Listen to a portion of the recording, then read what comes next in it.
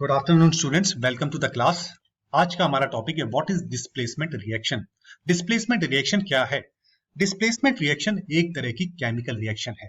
Chemical reaction क्या होता है? केमिकल रिएक्शन को लेके मैंने वीडियोस बनाए हुए हैं, आप चैनल में जाके देख सकते हैं।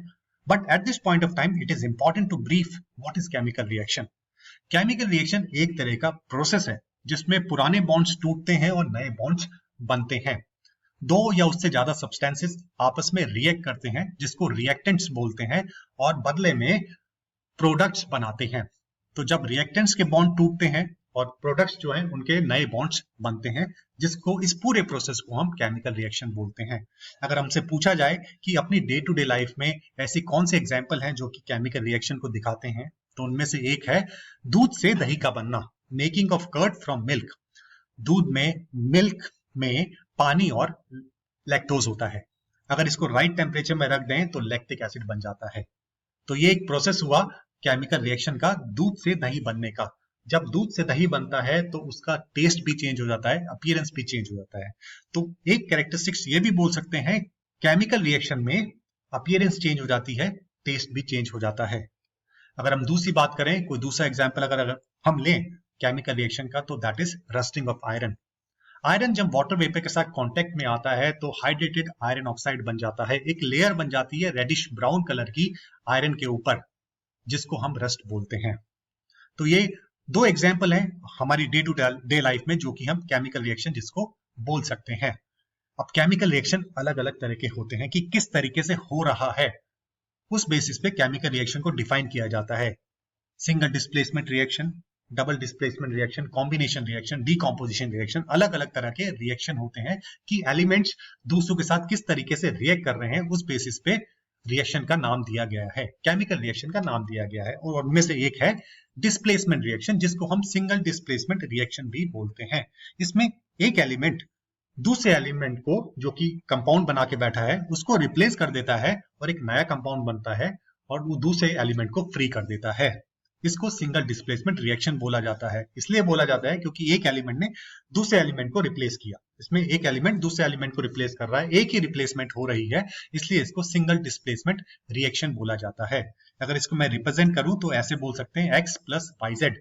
एक्स एक एलिमेंट है और वाई जेड एक कंपाउंड है। जब इन्हें आपस में रिएक्ट किया जाता है तो x z के साथ कंपाउंड बना लेता है एक्स जेड और y को फ्री कर देता है। तो इसमें x ने y को डिस्प्लेस कर दिया या रिप्लेस कर दिया और खुद नया कंपाउंड बना लिया xz और y को फ्री कर दिया। अगर इसमें भी आप देखेंगे yz का जो बॉन्ड है वो टूट गया, xz नया बॉन्ड बन गया, पुराने बॉन्ड टूटे, नए बॉन्ड बने। तो ये कैरेक्टरिस्टिक्स है केमिकल रिएक्शन की। तो सिंगल डिस्प्लेसमेंट रिएक्शन इस तरीके से होता है। अगर इसको पिक्टोरिकली रिप्रेजेंट करूं तो कुछ इस तरीके से मैं रिप्रेजेंट कर सकता हूं। एक्स एलिमेंट है और वाई जेड एक कंपाउंड है। जब इन दोनों को रिएक्ट कराया जाता है तो एक्स ने डिस्प्लेस कर दिया या रिप्लेस कर दिया वाई को, उसको फ्री कर दिया और खुद जेड के साथ एक्स जेड एक नया कंपाउंड बना लिया। अब हमारे दिमाग में क्वेश्चन ये अराइज होता है कि क्या कोई भी एलिमेंट किसी दूसरे एलिमेंट को उसके कंपाउंड से रिप्लेस कर सकता है, या कोई ऐसा सीरीज है या कोई ऐसा रूल है जो कि हमें बताए कि ये एलिमेंट दूसरे एलिमेंट को उसके कंपाउंड से रिप्लेस कर सकता है या नहीं कर सकता। ये चीज हमें बताती है रिएक्टिविटी सीरीज, इस चीज में हमारी मदद करती है। रिएक्टिविटी सीरीज एक तरह का अरेंजमेंट है डिसेंडिंग ऑर्डर में, कि जो एलिमेंट जिसकी जितनी ज्यादा कैपेसिटी, एबिलिटी होगी दूसरे एलिमेंट को उसके कंपाउंड से डिस्प्लेस या रिप्लेस करने की, वो एलिमेंट सबसे पहले आएगा। इसको अगर बोला जाए it is a series of metals या elements arrange in a way that the metal with the highest tendency of replacing another is placed in the first position। जिसकी जितनी सबसे ज्यादा टेंडेंसी होगी दूसरे को रिप्लेस करने की, उसको सबसे पहले रखा जाएगा, उसके बाद बाकी दूसरे एलिमेंट्स को रखा जाएगा, उनकी decreasing ability of replacing another element from its compound. अब इसमें आप देखेंगे इस सीरीज में ज्यादातर आपको मेटल्स देखने को मिल रहे हैं, जैसे potassium, sodium, calcium, magnesium, aluminium, carbon.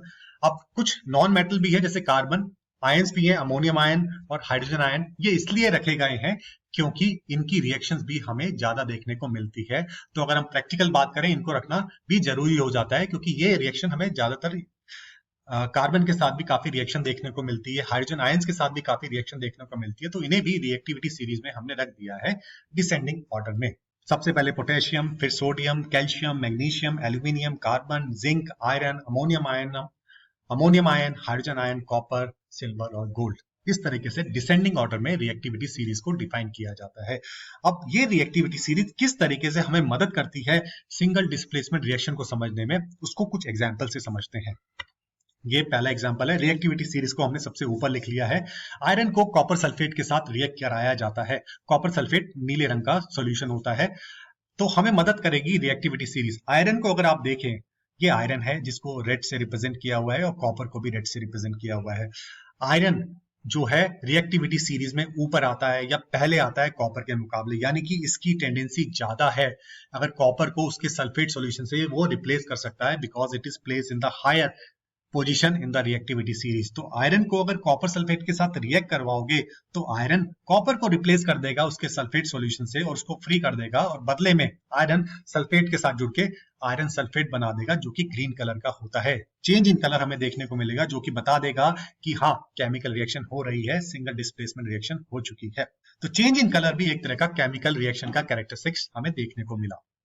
दूसरा एग्जाम्पल देखते हैं, अगर जिंक को कॉपर सल्फेट के साथ रिएक्ट कराया जाए तो क्या होगा। तो सबसे पहले हम रिएक्टिविटी सीरीज में देखेंगे क्या जिंक कॉपर से ऊपर आता है या पहले आता है या नहीं आता। तो हम देखेंगे जिंक जो है वो हायर पोजीशन में है कॉपर के मुकाबले। तो अगर जिंक को रिएक्ट कराया जाएगा कॉपर सल्फेट के साथ तो जिंक रिप्लेस कर देगा कॉपर को उसके सल्फेट सॉल्यूशन से और खुद अटैच हो जाएगा, जिंक सल्फेट बना देगा और कॉपर को प्रेसिपिटेट कर देगा। जिंक सल्फेट व्हाइट कलर का सॉल्यूशन होता है। एक एग्जांपल और देखते हैं, जिंक को अगर आयरन सल्फेट के साथ रिएक्ट कराया जाए तो क्या होगा। आप देखेंगे अभी भी जो जिंक है वो आयरन से हायर पोजीशन पे है। अगर जिंक को रिएक्ट कराया जाएगा आयरन सल्फेट के साथ तो जिंक उसको रिप्लेस कर देगा आयरन को उसके सल्फेट सॉल्यूशन से और जिंक सल्फेट व्हाइट कलर का सॉल्यूशन बना देगा और आयरन प्रेसिपिटेट हो जाएगा। अगर आयरन को जिंक सल्फेट के साथ रिएक्ट कराया जाए तो क्या रिएक्शन होगा। तो सबसे पहले हम रिएक्टिविटी सीरीज में देखेंगे, ये आयरन है और ये जिंक है। तो आयरन जिंक से नीचे आता है रिएक्टिविटी सीरीज में, बाद में आता है, यानी कि इसकी एबिलिटी कम है जिंक के मुकाबले। ये जिंक को रिप्लेस नहीं कर सकता उसके सल्फेट सॉल्यूशन से, तो हमें इसमें कोई रिएक्शन देखने को नहीं मिलेगी। तो रिएक्टिविटी सीरीज में जो ऊपर होगा वो ही रिप्लेस कर पाएगा दूसरे एलिमेंट को उसके कंपाउंड से। और जब ये रिएक्शन होती है सिंगल डिस्प्लेसमेंट रिएक्शन, जनरली इसमें एक ये एक्सोथर्मिक रिएक्शन होती है, इसमें एनर्जी रिलीज होती है, ज्यादा स्टेबल कंपाउंड बनते हैं पहले के मुकाबले। और समझते हैं reaction between metal and acid. Metal और एसिड में किस तरीके से रिएक्शन होता है उसको भी समझते हैं। एसिड में जनरली हमें हाइड्रोजन आयंस देखने को मिलते हैं। तो आप देखेंगे हाइड्रोजन आयन और जो कि एसिड को कैरेक्टराइज करेगा। HCl हमने ले लिया, HCl में हाइड्रोजन आयंस होते हैं, क्लोराइड आयंस होते हैं। जब HCl को मैग्नीशियम के साथ रिएक्ट कराया जाता है तो क्या होगा। हम देखेंगे मैग्नीशियम रिएक्टिविटी सीरीज में पहले आता है हाइड्रोजन के मुकाबले, तो वो उसको इजीली रिप्लेस कर देगा हाइड्रोजन आयंस को और खुद क्लोराइड आयन के साथ जुड़ के मैग्नीशियम क्लोराइड बना देगा और हाइड्रोजन गैस रिलीज हो जाएगी। उसी तरीके से अगर जिंक को हाइड्रोजन क्लोराइड के साथ रिएक्ट कराएंगे तो जिंक क्लोराइड बनेगा और हाइड्रोजन गैस रिलीज हो जाएगी, क्योंकि जिंक पहले आता है रिएक्टिविटी सीरीज में हाइड्रोजन के मुकाबले। अगर गोल्ड को HCl के साथ रिएक्ट करेंगे तो क्या कुछ रिएक्शन होगी। आप देखेंगे रिएक्टिविटी सीरीज में गोल्ड का जो पोजीशन है वो लास्ट में है, तो वो हाइड्रोजन आयंस को क्लोराइड से रिप्लेस नहीं कर पाएंगे, डिस्प्लेस नहीं कर पाएंगे, तो हमें कोई रिएक्शन देखने को नहीं मिलेगा। तो इस तरीके से रिएक्टिविटी सीरीज हमें मदद करती है कि कौन सा मेटल किस दूसरे एलिमेंट को उसके कंपाउंड से रिप्लेस कर सकता है या नहीं कर सकता। आगे बढ़ते हैं, reaction between metal and water. अगर मेटल की वाटर के साथ रिएक्शन होती है तो क्या होगा। आप देखेंगे वाटर दैट इज H2O, उसमें भी हमें हाइड्रोजन आयंस देखने को मिलते हैं। तो हम इधर कंसंट्रेट करेंगे हाइड्रोजन आयंस की तरफ और दूसरा कोई मेटल लेंगे। जैसे अगर कैल्शियम को वाटर के साथ रिएक्ट कराएं तो क्या रिएक्शन होगा। ऑब्वियसली होगा, क्योंकि कैल्शियम रिएक्टिविटी सीरीज में पहले आता है हाइड्रोजन आयंस के मुकाबले। तो कैल्शियम और वाटर आपस में रिएक्ट करके कैल्शियम हाइड्रोक्साइड बनाएंगे और हाइड्रोजन गैस रिलीज हो जाएगी। सिमिलरली सोडियम को अगर पानी के साथ रिएक्ट कराएंगे तो सोडियम हाइड्रोक्साइड बनेगा और हाइड्रोजन गैस रिलीज हो जाएगी। अगर हम बात करें गोल्ड की, गोल्ड को पानी के साथ रिएक्ट कराएंगे तो कोई रिएक्शन देखने को मिलेगी। इसमें रिएक्शन हमें नहीं देखने को मिलेगी, क्योंकि गोल्ड रिएक्टिविटी सीरीज में बाद में आता है हाइड्रोजन आयंस के मुकाबले। तो गोल्ड की कैपेसिटी नहीं है कि वो हाइड्रोजन आयन को रिप्लेस कर सके पानी में से, तो हमें कोई रिएक्शन देखने को नहीं मिलेगी। तो किस तरीके से देखा हमने, रिएक्टिविटी सीरीज मदद करती है हमें ये सिंगल डिस्प्लेसमेंट रिएक्शन को समझने में। और आगे बढ़ते हैं। ये सिंगल डिस्प्लेसमेंट रिएक्शन हमें reducing metals from their metal oxide में भी देखने को मिलती है। कोक या ज्यादा रिएक्टिव मेटल्स यूज होते हैं मेटल्स को रिड्यूस करने में फ्रॉम देयर ऑक्साइड्स। रिड्यूस का मतलब है जैसे कोई भी मेटल ऑक्साइड फॉर्म में है तो हम किसी दूसरे एलिमेंट के साथ उसको रिएक्ट कराएंगे और उस मेटल ऑक्साइड को में से मेटल निकाल के उसे फ्री कर देंगे।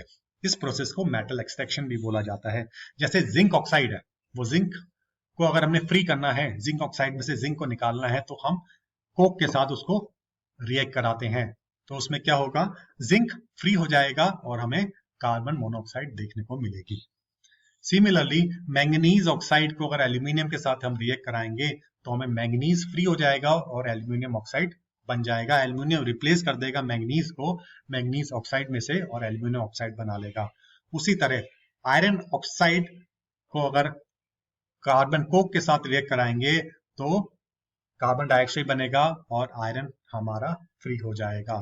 तो इस तरीके से ये सिंगल डिस्प्लेसमेंट रिएक्शन हमें reducing metals from the metal oxides में भी देखने को मिलती है। आई होप स्टूडेंट्स ये आपको समझ आया होगा। अब इसको समराइज कर लेते हैं। जब दो या उससे ज्यादा सब्सटेंसेस जिनको हम रिएक्टेंट्स बोलते हैं आपस में जुड़ते हैं, कंबाइन होते हैं, तो नए सब्सटेंसेस बनते हैं जिनको हम प्रोडक्ट्स बोलते हैं। पुराने बॉन्ड्स टूटते हैं और नए बॉन्ड्स बनते हैं। ये केमिकल रिएक्शन को दर्शाता है।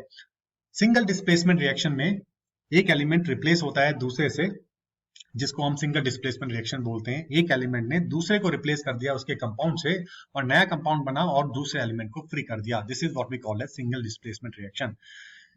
रिएक्टिविटी सीरीज मेटल की इस तरीके से अरेंज की जाती है कि जो मेटल जिसके पास सबसे ज्यादा टेंडेंसी है दूसरे एलिमेंट को रिप्लेस करने की, उसके कंपाउंड में से उसको सबसे पहले पोजीशन में रखा जाता है और उसके बाद धीरे धीरे डिसेंडिंग ऑर्डर में बाकी दूसरे एलिमेंट्स को रखा जाता है। तो रिएक्टिविटी सीरीज हमें मदद करती है सिंगल डिस्प्लेसमेंट रिएक्शन को समझने में। आई होप स्टूडेंट्स ये आपको समझ आया होगा। आपके सामने एक छोटी सी क्विज है, उसको समझते हैं। First one for you, zinc oxide अगर कार्बन कोक के साथ रिएक्ट करता है तो क्या रिएक्शन होगी, ये आपको बताना है। Copper sulphate solution is green in colour, क्या copper sulphate solution green colour का होता है, ट्रू और false. Zinc plus iron sulphate, zinc sulphate plus iron, क्या ये रिएक्शन ठीक है या गलत है, ये आपको बताना है। गोल्ड को अगर पानी के साथ रिएक्ट कराया जाए तो क्या रिएक्शन होगा, प्रोडक्ट्स क्या बनेंगे, ये आपको बताना है। अब इसको पॉज कीजिए और इसको अटेम्प्ट कीजिए। Your time starts now